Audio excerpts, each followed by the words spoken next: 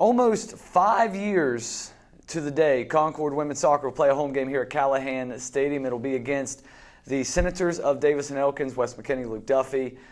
And Coach, not where you want to be in the season at 1-2-1, 4 games under your belt, half of those conference games. But what have you seen from your team that you can take away here as you get ready to really dive into the conference season?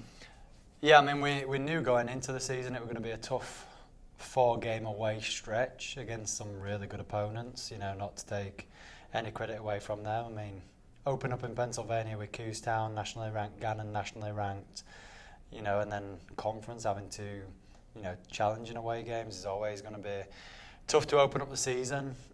I want to be 4-0. I think that's always the game plan going into the start of the season. But, credit to the girls and the character. I think ultimately we are a young team. There's a lot of freshmen and new faces starting for us this year. But I mean, from a positive perspective, I think there's been a ton of positives. I think, time together is going to allow us to grow, but also the challenges that we've faced with the opponents that we have played is only going to make us better, deeper in the season. So, yeah, I mean, a lot of positives, not dwelling on the losses too much. I think we're in a great place that season's still young. We're going to set up nicely moving forward. Really just 3 players in your starting lineup that have significant time as a starter or as a reserve a player for you, and that is Olivia Bekaleski, Leah Fleming, and Jess Neville. How have those 3 kind of led you guys here early in the season? And I should throw in Emma Ring there as a second-year starter from Wingate. Yeah, I mean, they obviously just great people. I think, you speak about Olivia B. She's been here 5 years. I think anybody who is invested like she has, I think has a domino effect on those younger players, and then when you speak about the other girls as well, Leah Fleming, Jess and Emma, they're just great people all around.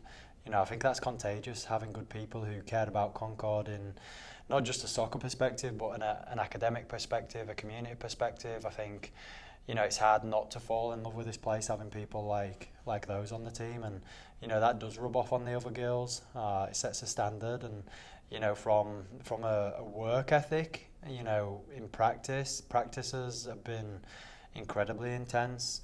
They show up every day, they lead by example, and really set a tone that I think is going to catapult us. When we hit this stretch, and having these home games coming up is only going to be a blessing as well. A lot of new faces, as you've already alluded to. Who should people kind of expect some fireworks from, so to speak, of these newcomers? I know that Tiana Campbell's already had a 2-goal game. Holly Gray, the transfer from Gannon, has kind of thrown her name in the hat already as a top player. So, of your young players, who are you most excited about? I think all of them. I don't want to single anybody out because then they might hold it against me or it might backfire. I think we've got some great characters in this freshman class. I think, everybody's learning at their own pace. Everybody is probably coming out of the shell at their own pace. I think there's some wise heads, despite being so young on paper. You got Marika, who is naturally older as a freshman, and we're putting a lot of pressure on her to lead that midfield at times as well. And she is somebody who brings it every day. She truly cares about the game. You got some local players as well. Lily Lucas, a couple of hours away from here. She's somebody who cares about Concord. She's invested far beyond, her time already with going through that recruiting process for such a long time.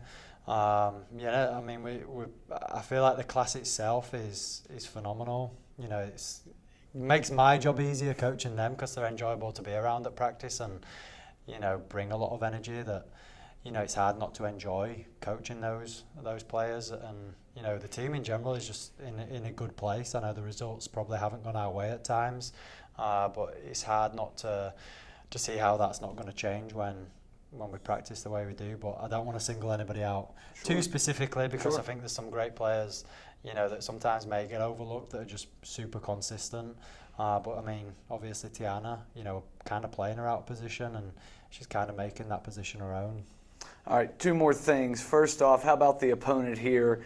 Davis and Elkins 0-4, but two of their four losses are by a goal, and they have a 2-0 defeat as well. When you turn on the tape here of the Senators, what really stands out? I mean, new coach, I think they're going to be hard to break down. I think they're going to be disciplined.